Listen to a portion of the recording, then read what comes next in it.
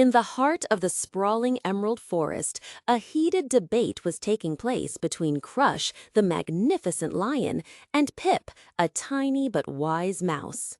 "Crush, you're missing the point," squeaked Pip, his whiskers twitching.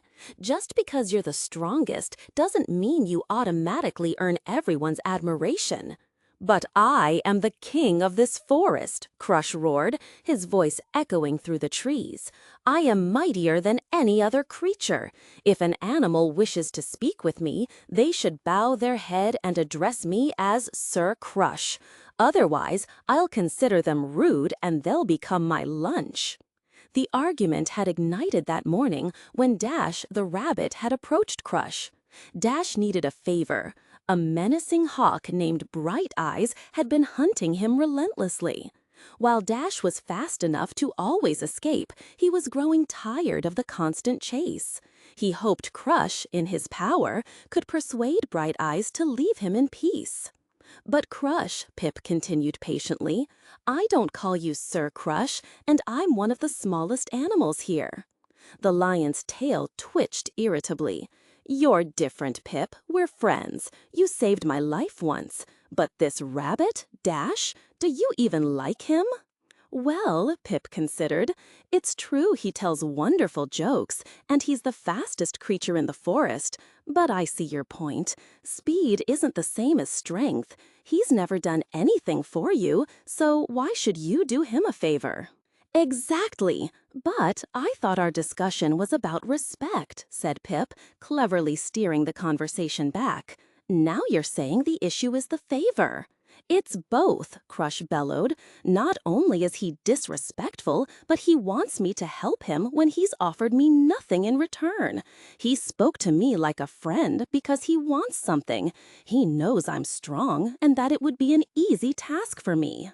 "Nonsense," Crush interrupted. "He doesn't admire me because he's simple-minded. He is weak, and he has done nothing for me. The next time he speaks to me so informally, I'll bite his tail off." With a final, frustrated roar, Crush stormed away, leaving Pip behind. He respected his small friend, but he didn't always have to agree with him. He headed toward the shimmering sunstone lake to quench the thirst that had built from all his shouting. The lake was deserted, which was fortunate for any other animals. Crush was in no mood for company. Just as he lowered his head to drink, he heard a deep, gravelly voice. "Ahem!" Crush looked up to see Grunt, a massive wild boar who also resided in the Emerald Forest. Grunt was known for his long, sharp tusks and formidable strength. While others debated who was stronger, Crush had no doubts about his own superiority. "Good afternoon, Grunt," Crush said, before turning back to the water. "Ahem," Grunt repeated. "What is it, you oversized pig?" Crush snapped, his patience worn thin. "I just find it interesting," Grunt rumbled, "that you're drinking before I do."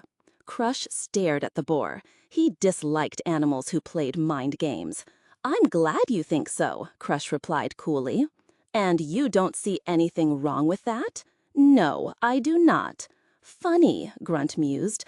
"I suppose being strong allows you to do whatever you please." "What are you talking about?" Crush growled. "I am the king of the Emerald Forest. I will always drink first." "The king? Who told you that? The mice who tremble when you pass? The birds who scatter when you roar? The foxes who wouldn't dare tease you?" Grunt let out a low chuckle. "Yes, you are stronger than them. So am I. But is that respect, or is it fear?" "Respect is born from fear," Crush declared. Grunt shook his massive head. "Oh, you poor, misguided creature. The animals respect me because, while I am strong, I don't use my strength to terrify them. I could hunt and eat you, but I choose not to. Instead, I eat plants and insects, for they are too simple to understand the concept of respect." Now it was Crush's turn to laugh. "You eat me? I would love to see you try." "Well, could is very different from want to. I have a feeling you'd taste rather tough.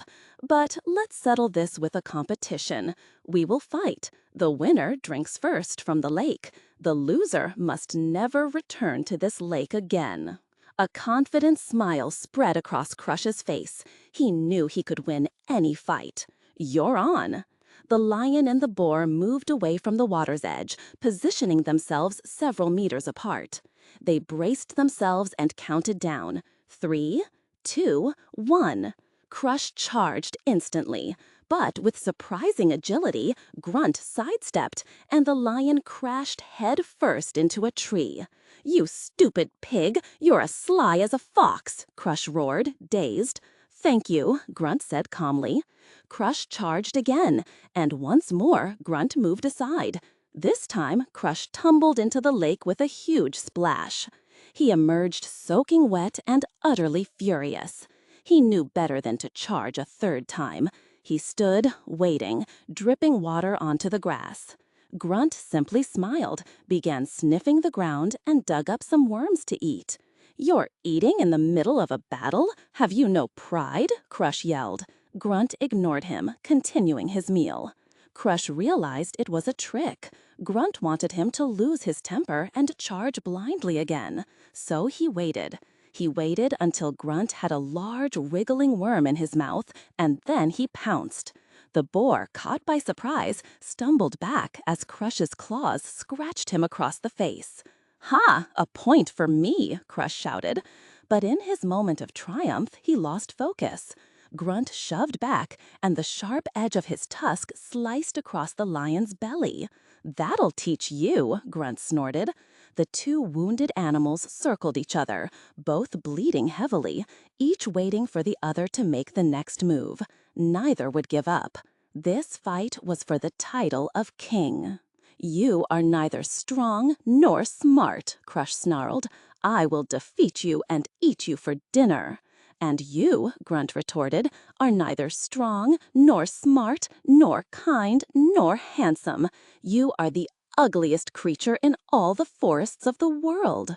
This enraged Crush. He was beautiful. His mane was a golden crown, his fur shined like the sun, and his tail was a magnificent flame. This filthy boar would never be king. Crush gathered himself to charge one last time, but an awful cry from above stopped him. Both he and Grunt looked up. Circling in the sky was a group of vultures. Vultures? What are they doing here? Vultures only came for the dead. They looked around, but there were no other bodies. Then a chilling realization dawned on Crush. "I don't believe it," he gasped. "They're waiting for us." "Look at yourself, my friend," Grunt said grimly. "We are both losing a lot of blood. If we continue this fight, we will soon be their meal." "You are right," Crush conceded. "Let us end this battle." They limped to the lake and lay down side by side to rest, lapping up the cool water. They no longer cared who drank first. But above, the vultures continued to circle. "Say," Crush said after a moment, "I have an idea." He whispered his plan into Grunt's ear. The boar let out a deep laugh. They moved away from the lake, pretending to start their fight anew. "You big, ugly pig!" Crush shouted for the vultures to hear. "I'll finish you." He ran at Grunt, feigning an attack. Grunt let out a loud, fake cry of pain and dramatically fell to the ground.